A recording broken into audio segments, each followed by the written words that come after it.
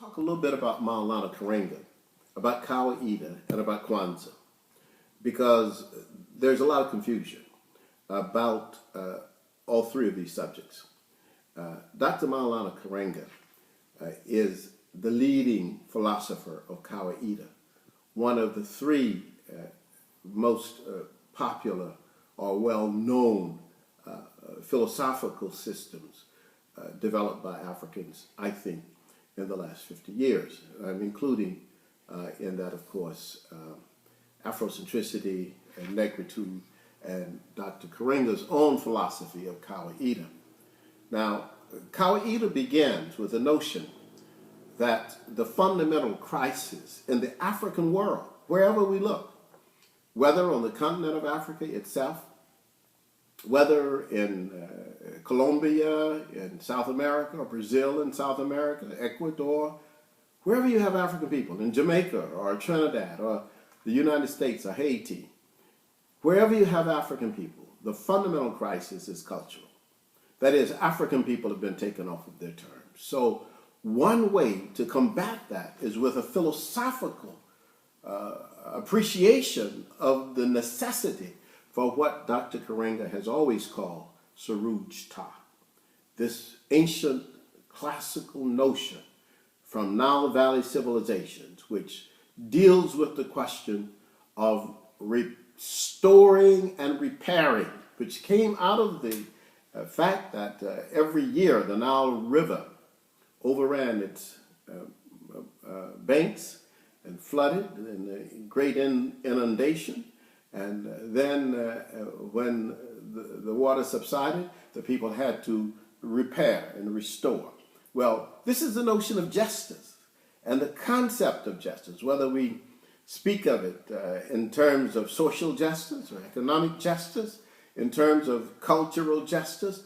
African people, according to Karenga, had to deal with this question of restoration. And so part of restoration in the Kawaida philosophy, which is, of course, a philosophy based fundamentally on our classical traditions, the best that Africa has to offer, means that what we have to do is to sometimes recreate what has been replaced, or we have to restore what was destroyed.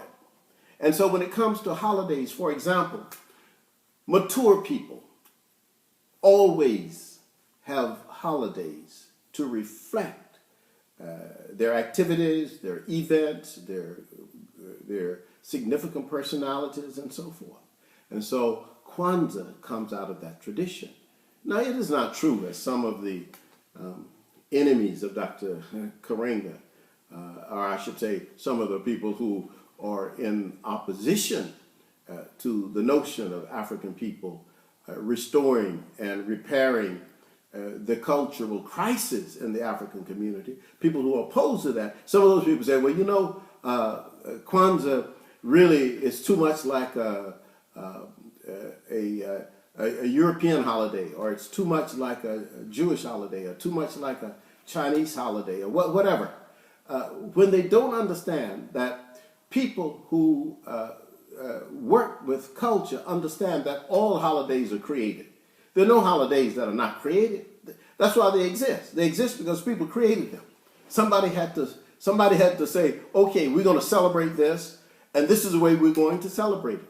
The fact that Dr. Mualana Karenga, an African person, decides that this is what we should do, and we ought to do this, and makes a rationale for it, one that is so significant that more than 40 million people throughout the world practice Kwanzaa and celebrate Kwanzaa every December, is no reason for us to deny that it is not inspired by Africa. It's an African-inspired holiday. It's not a Jewish-inspired holiday. It's not an Arab-inspired holiday. It's not a German-inspired holiday. Kwanzaa is an African-inspired holiday based on the concept of the first fruits. And we all know, I mean, in Africa, when I go to Ghana or Nigeria or South Africa, and we know about harvest festivals. Well, we know about the yam festivals, for example, in Ghana. where I'm in stool, as Nana Okru Asante Piazza, the Chidomhini of Tafo in Achem. We know about festivals. And so Kwanzaa takes in its own context the notion of African holidays and African festivals and creates for us in the world a common holiday experience for people of African descent. Somebody says, well, why do they use candles? Well, holidays, people can choose many different things for holidays. It's like saying we can't do libation because if we do libation and pouring water or gin on the ground for the ancestors or for the divinities, that somehow we can't do that because we find that the people in India did that.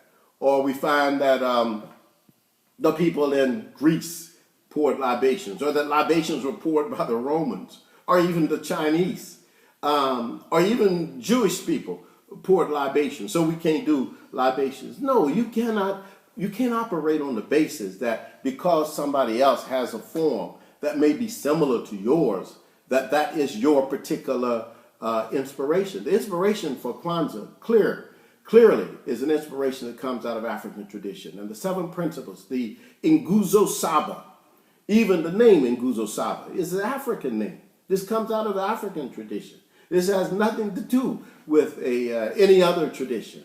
And anyone who says anything other than that, it seems to me, is someone who would like to degrade the great contribution that Dr. Mualana Karenga has made to the African world, which I believe is perhaps one of the most significant contributions, cultural contributions, made in the black world in the last 100 years. I mean, black people all over the world now name their children Imani, or they name their children Nia. And they get this not just because these are Kiswahili words, they get it because Dr. Mualana Karenga has in some ways contextualized these terms in a holiday that we celebrate. And so today, I honor and I celebrate my brother, my friend, my colleague, the great philosopher, Dr. Mualana Karenga.